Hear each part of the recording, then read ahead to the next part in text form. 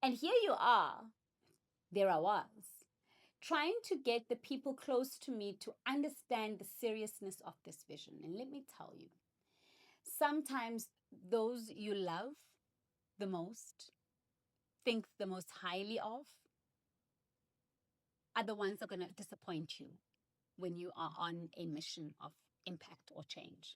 In those early years, I had to learn that moving alone will only get me so far. I needed to change my language from I to we, because up until that point, it was all about me, my story, me, everything.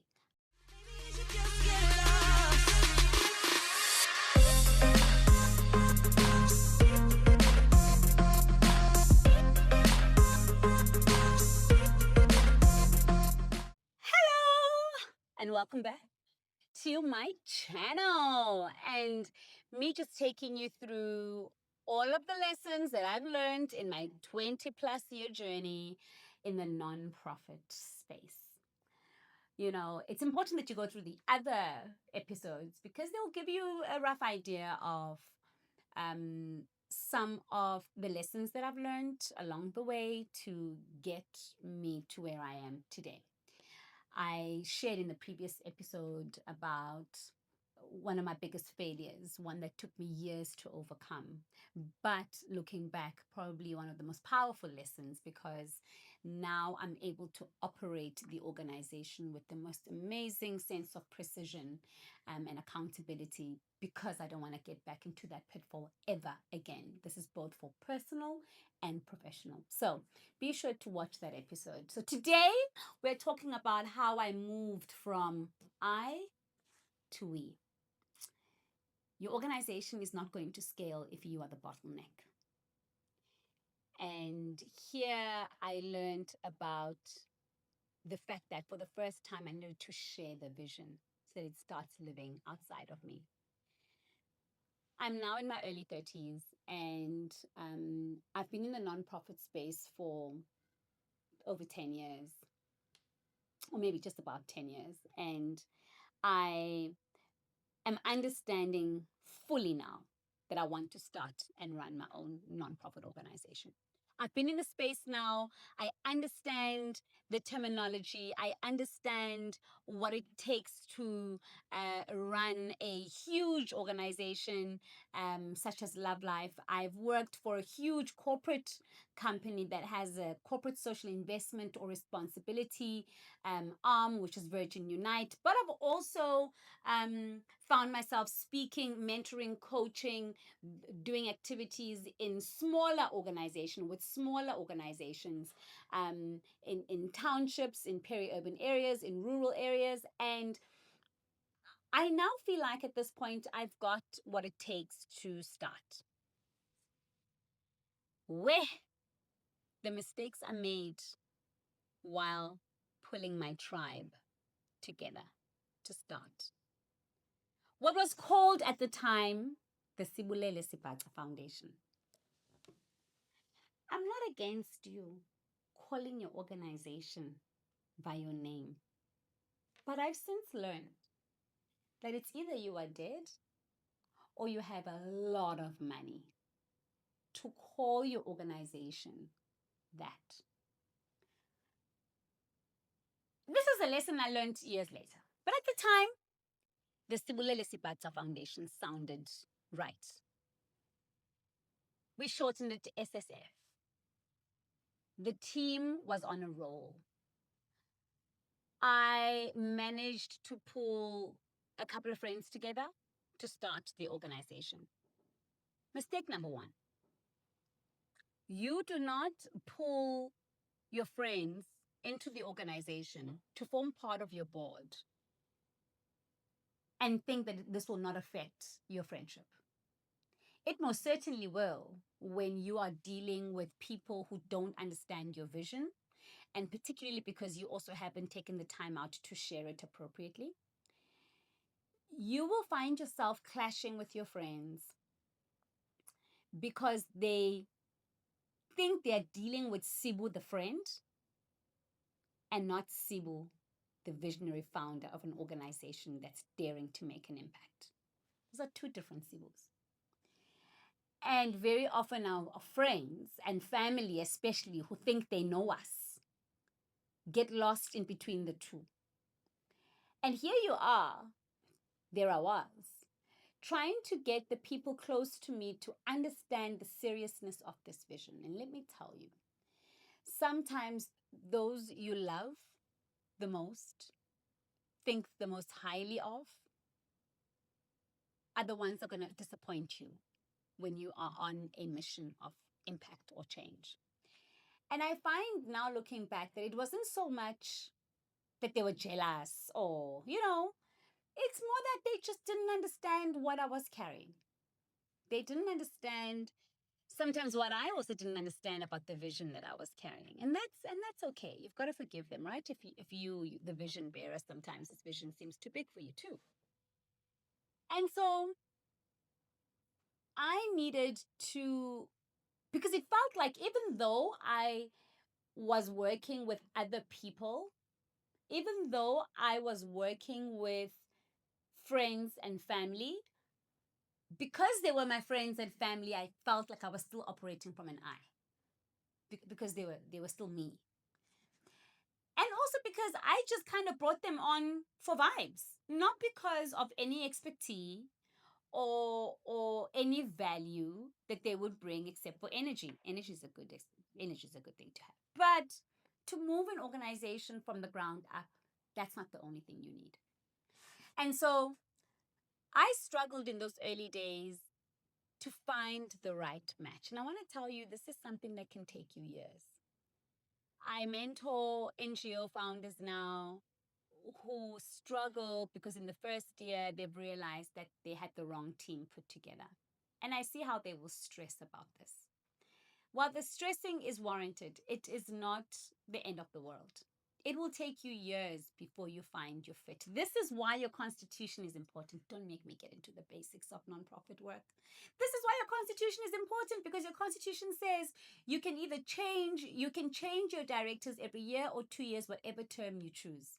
That is why that at the end of the year, when you realize that your board have not really come to the party, you are able to go, sorry, gents.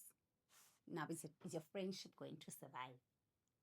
Well, if it's your mom, I don't know, because you're stuck with your mom and you have to kick out of the organization. So I don't know how that's going to work out for you, but you have got to make sure that from the very beginning, you're finding people who are maybe as passionate as you are about the mission. And in the early days, I struggled. It took me years to find the right fit. And remember, the right fit is only one thing. There's also a right fit for the right era of the organization or the right stage of the organization. Because if you're in building phase of the organization, you need the right people for the building part of the organization. And then as you move towards scaling and, now you're emerging, now you're doing well, you also need the right people to move you along that path. I often say that the team that helps you start is not the team that's going to help you scale. And these are things that you, as the founder, constantly have to be thinking about. And this is what I learned back in those early days of finding the right people. I mean, an ex-boyfriend was on my board at some point. Do you see how troubled I was? Like, now trying to call that guy after we've broken up for a year, be like, I need you to sign a resignation letter.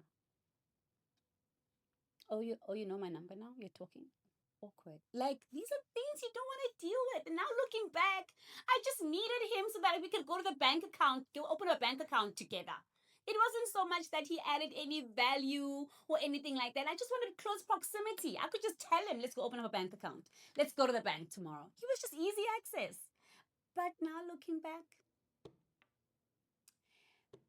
not a good move for the organization, right? And you also want to be mindful of how often you change your board of directors.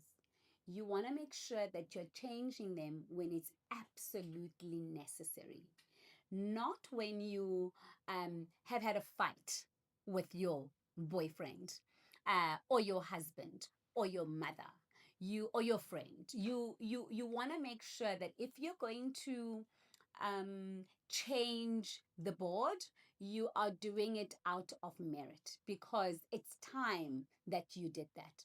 I cannot stress enough the importance of having the right people at the right time of your organization for you to be successful at what you do. I want you to know that this is one of the early lessons that I got. And so sometimes you think you have to bring people on board to be a part of the board. No. I also then learned that there was a secondary leg back then that I introduced, which are called friends of the organization. This was a group, a tribe of people with high expertise, but they didn't want to deal with all the governance stuff. These are people that I could pick up the phone and call and be like, what do I do in this situation? This is a sticky mess I'm finding myself in. Can you help me with this? And so if they've spoken to me over the phone, given me advice once every 6 months, that's great. But that's not the kind of board member you want to have. You want a board member to be very active, hands-on, because maybe another time we will speak about the board members who are not involved until the money comes in. And then they'll talk to you every month. Because also, being a part of a board of an organization is not a money-making scheme. Another conversation for another day. So, in closing, in those early years, I had to learn that moving alone will only get me so far. I needed to change my language from I to we, because up until that point, it was all about me, my story, me, everything, my organization. Then I realized that I wasn't going to get where I wanted to get with that attitude. I also learned that I could be the biggest danger to the very same mission if I wasn't prepared to open up, to share the vision. And while doing that and finding people that I thought were right at the time, when I now realized that this person is not right for the time, I also needed to get into difficult conversations with very often people that I hold dear to me to tell them that they're not going to work for the organization. These are all very difficult conversations and processes that founders need to have beyond being the vision bearer. And it's not easy. But with me sharing this with you now, I hope that it gets you thinking about the importance of getting the right people on board the first time round, and the importance of making sure that the term in your constitution is clear. That after a year or after 2 years, depending on what your term is, it's an automatic falling off of the organization. And if someone was great, you can then reappoint them for another term. And even then, they're only allowed to do 2 consecutive terms. That should be part of your constitution as well. Because the truth is, you also don't want somebody feeling like they own the organization because they've been around too long. So yeah, that's it for me from today for today. I hope that you start thinking about the type of people that you have in the organization. Now, I'm not about to share with you the different roles that you need from the different people who are in your board or your management committee. You'll have to buy my course for that. But for this, it's just letting you know that you need to be thinking clearly about who you bring on board to share the vision of impact. That's it from me, Sibu, your NGO queen and expert. Cheers.